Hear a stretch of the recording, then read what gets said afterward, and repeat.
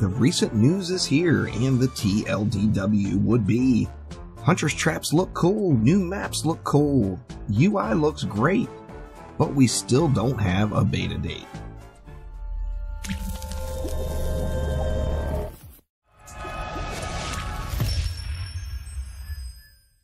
What's going on, everyone? Juicebags here, and welcome back to the channel for some Dungeon Defenders Awakened news.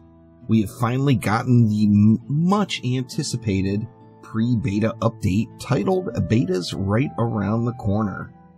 Now, in this update, we get a look at Hunter's Traps. The Hunter's Traps are going to be DD1 Hunter's Traps, and they look just awesome. It really appears that they nailed these things as far as the looks of them. I'm super stoked to see these things in action. First off, we got the Poison Gas Trap, the Proximity Mine Trap, the Inferno Trap. The Inferno Traps definitely look kind of cool. The Darkness Trap, the Ethereal Spike Trap, and then the update moves along to the user interface. The inventory looks nice. We do see just some basics. We see the regular item box and runes up top, with, I'm assuming, what is the currency up top as well. A little extra digit in there. And then we've got, you know, the sell, the buyback, and the filters. Now, this UI is designed for consoles in mind and the gamepad on the Switch for certain. We got to look at some of the tooltips, or a tooltip of the armor, assuming it'll be a similar tooltip for everything in the game, whether it be armor, weapons, whatever it is. This has actually got an armor icon, but if you look, it says it's a grenade launcher. So, a little tooltip snafu there. However, we got lots of information on it. We got the range projectile, a fire rate, how much ammo, the reload time, weapon size. I'm not really sure what weapon size is going to come into play. This one's got lightning damage and then the projectile speed, so that is normal, essentially normal stats that we are used to seeing from DD1. Now, if we take a look down at the stats that this item comes along with it, we can kind of guess at what our skill trees are going to be like. We see we've got Vitality. We can only think that that would be hero health. Attack should be something like a hero damage. Agility, I'm assuming, is something related to crit, possibly? The casting, I would guess, is going to be the casting speed. Maybe agility is actually run and jumps height, now that I think about it. I'm not sure they're going to put crit in as a stat. Then we've got skill as a stat. Now the skill, I would guess, would be our two main abilities.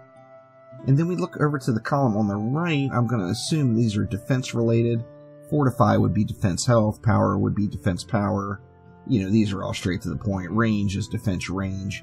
Defense rate is going to be the attack speed. Not really sure on boost what that is down below. Now, this obviously is a make-believe piece that was thrown together for the purposes of just testing, probably. But we see down at the bottom, level required 100. This is an apprentice item. Now, we don't know that that's going to be the level cap. However, we do see that it does say level 100 right there. Clearly just a testing piece, so don't read into that too far. We got to look at how the tooltips will compare versus what you have equipped. So here we've got that same set of gauntlets with what's equipped versus what the legendary item we're going to put in, and we can look at the differences between the two. And then a look at the overall inventory and what it's going to look like looking at these tooltips through your inventory itself. And then, of course, it just wouldn't be an update if we didn't get some teasers of the new maps. Now, they say in there half of the maps in Dungeon Defenders Awakened campaign have never been played before, and they'll help bring all new epic feel.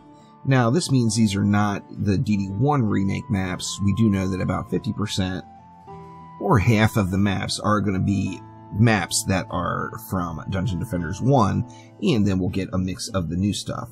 Now, the first one they showed off here is tentatively called Tornado Valley, and this is a desert theme map. It looks pretty darn nice. As far as the models of the map design and the art style itself, I think they look absolutely wonderful, and Chromatic really was able to nail it here, which is definitely a good thing. So we got 4 different images of the 2 different new maps that they teased today. The second would be the Tornado Lowlands. The Tornado Lowlands is a little bit darker, definitely still a cool feel. We see 2 cores here. Now, of course, there might be something else off camera, but it is certainly a sharp looking map. There is a nice overhead view as well. Now, in addition to this, they talked about the studio work. Now, let me just go ahead and read this first part. As a studio, we are churning through a ton of work. Recently, our communication has not been as frequent as we've wanted, and we're progressing towards making it better. Now, I'm not going to sugarcoat this. This is not recent. This is ongoing for ages. The communication from Trendy and then from Chromatic have been just awful over the last several years, and there's really no other way to put it. We all want more information. I do understand that a lot of games out there, you just don't get a whole lot of information until the game comes out. However, Chromatic and then Trendy before that have promised that they're going to improve on this communication, yet they have still not delivered in that department. Now, I don't want to be too harsh on them. I love you guys to death, and I know everyone over there at Chromatic is working really hard. However, we gots to hear more. We wants to hear more. We don't just want to get teased on teased on teased on teased. We want to have some meat. Now, no beta date, of course. They do have lots of goals, and obviously they're not going to give us a beta if it's not something that they want us to see. As, you know, if they want to be comfortable with our first impressions, basically. So they're going to get things dialed in there. Now, there's no other news about the beta. Of course, we do know it's scheduled to release in February 2020, and it looks like it's still on track for February. Now, hopefully we get some more beta news as far as a date, because although all of the images are absolutely beautiful, and it's just really nice to see them, we're all wanting to know what that date is. Now, early November is here. Early November will run for a couple of more weeks, and early November is the term that's been being thrown around ever since the launch date of the game was moved back to February, and ever since the beta was announced for early November. So hopefully we get this beta in our hands sometime soon. I'm super anxious to check out these absolutely gorgeous maps, no doubt there. Now that will do it for now. Thank you all an absolute ton for watching. Make sure to click that like button and please subscribe, and you know that any Dungeon Defenders news, whether it be Dungeon Defenders 2, or Dungeon Defenders Awakened, are all going to be featured right here on the channel. So thank you all once again, and I will see ya next time around. Take it easy.